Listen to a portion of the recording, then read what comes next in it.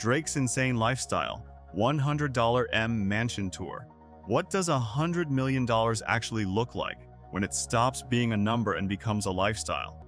Behind the music, the charts, and the headlines, Drake has built something that feels less like a home and more like a statement. We're talking about a mansion so massive, so meticulously designed, it blurs the line between architecture and obsession. Marble that was sourced, not bought. Rooms that feel like private museums. Details so extreme they almost don't make sense, until you realize nothing here was meant to. But here's the real question. Is this just luxury at its peak, or is there something deeper hiding inside this $100 million empire? There's a difference between owning a mansion and constructing a statement so precise, so deliberate, that it changes how people define luxury itself. What Drake built in Toronto isn't just a home, it's a controlled environment where architecture, identity, and power intersect. And the moment you start looking closely, one unsettling question begins to surface. Is this really about living or about being remembered? Because this isn't a casual celebrity purchase. This is a property reportedly valued around $100 million, designed in collaboration with Canadian architectural designer Ferris Raffauli, and constructed over several years with a level of detail that borders on obsession. Every material, every dimension, every finish, chosen with intention. But here's where it gets interesting. Most luxury homes try to impress you. This one tries to overwhelm you. From the outside, the mansion already signals scale. Massive limestone facades. Symmetry that feels almost institutional. It doesn't welcome you in. It establishes dominance before you even step inside. And that's not accidental. The structure reflects a philosophy, permanence over trend. So the first real question is, why build something this monumental in a city like Toronto, instead of choosing the usual celebrity hotspots like Los Angeles or Miami? Because location in this case isn't just geography, it's identity. Drake didn't just rise from Toronto, he carried it with him. And by planting his most valuable asset there, he's doing something subtle but powerful. He's turning his hometown into part of his brand ecosystem, which means every time someone talks about this mansion, they're also talking about Toronto. That's not just pride, that's positioning. Now step inside, and the scale starts to feel almost surreal. The ceilings stretch upwards with cathedral-like proportions, reportedly around 40 feet in certain areas. Not for comfort, not for practicality, but for impact. Spaces this large change how sound moves, how light behaves, how people feel inside them. You don't just walk through rooms like these, you experience them. And that's where the design philosophy reveals itself. This isn't modern minimalism, this is modern monumentality. Materials play a critical role here. Instead of trending finishes that age quickly, the mansion uses limestone, bronze, exotic woods, and custom-crafted marble. These aren't just expensive, they're enduring. The kind of materials used in structures meant to last decades, even centuries. So, again, ask yourself, is this a home built for comfort or a legacy built in physical form? One of the most talked about features is the Great Room. Massive, open, and anchored by a custom Bosendorfer grand piano. But not just any piano. A collaboration with luxury designer Bosendorfer, integrated into the architecture itself. It's not just placed in the room, it becomes part of the room. And that's a pattern you'll notice everywhere. Nothing here is added as an afterthought. Everything is integrated. The dining spaces, for example, aren't just designed for meals. They're designed for presence. Long tables, dramatic lighting, controlled symmetry. Spaces that don't just host people, they stage them. And that raises another question. When a house starts to feel like a stage, who is it really built for? Because even though this is a private residence, it operates like a visual narrative. Every corner is photogenic. Every angle is intentional. And in the age of digital visibility, that matters more than ever. Now consider the amenities. Not just luxurious, but almost excessive in their precision. There's an NBA Regulus indoor basketball court, not a half court, not a casual setup, a full professional grade facility. Why? Because Drake isn't just aligning with luxury. He's aligning with elite performance culture. There's also a recording studio within the property, allowing him to create music without ever leaving his environment, which introduces an interesting layer. The house isn't just a place to live. It's a place to produce. So now the mansion becomes something else entirely. A self-contained ecosystem. Live, create, train, entertain, monetize, all within the same structure. And that's where the concept starts to evolve from home into something closer to infrastructure.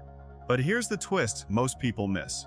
For all its size, for all its cost, for all its attention to detail, this mansion isn't chaotic. It's controlled.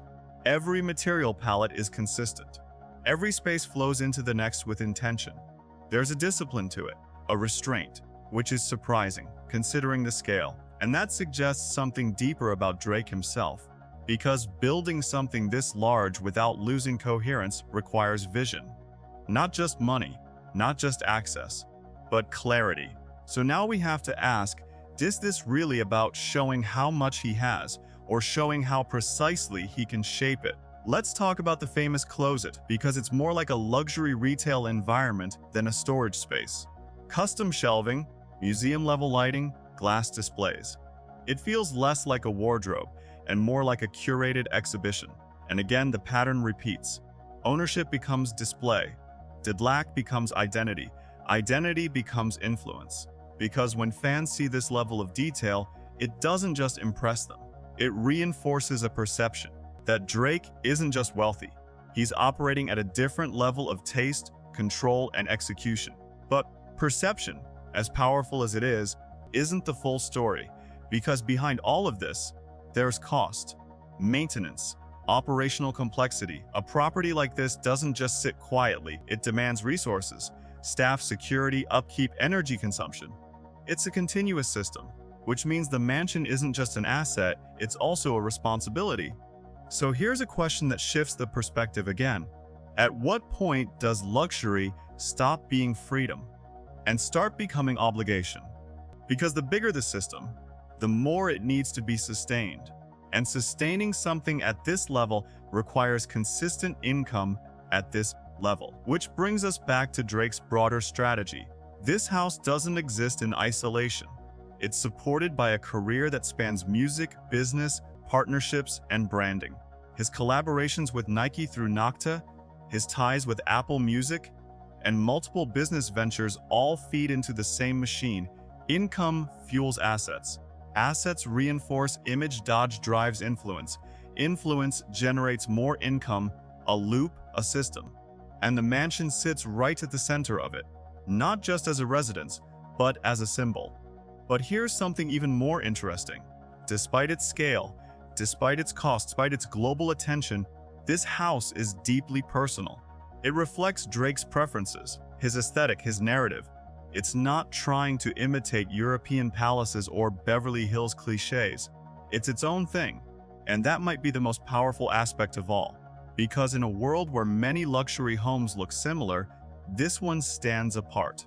Not just in size, but in identity. So now the question becomes, what is the real purpose of a $100 million mansion? Is it to live better, to feel secure, to express success? Or is it something more strategic? Something that exists to anchor a brand, to shape perception, to create a physical manifestation of power? Because if it's the last one, then this isn't just a house, it's a message. And in the next part, we're going even deeper into the hidden details most tours don't show, the psychology behind spaces this extreme, and the financial reality of maintaining a lifestyle at this level. Because once you understand what it actually takes to sustain something like this, you might start seeing it very differently. If the first layer of this mansion felt overwhelming, the next layer is where things become almost analytical. Because once you move past the scale, the materials, the headline price, you start noticing something far more deliberate. This isn't just a home designed to impress. It's a system designed to function at a level where lifestyle, brand, and control begin to merge. And that's where Drake separates himself. Not by how much he owns, but by how intentionally everything is structured. Let's start with something most people overlook: flow. In architecture, flow determines how a person experiences space, where they pause, where they gather, where attention is drawn. In Drake's mansion, the flow isn't accidental, it's choreographed. Large transitional corridors lead into even larger focal rooms. Sightlines are extended, openings are framed. You're constantly being guided without realizing it. Why does that matter? Because a house like this isn't just lived in, it's experienced. Every guest, every visitor, every camera that enters is subtly directed to see what the owner wants them to see. And that raises a sharper question. Is this still a private residence? Or has it quietly become a controlled environment for perception?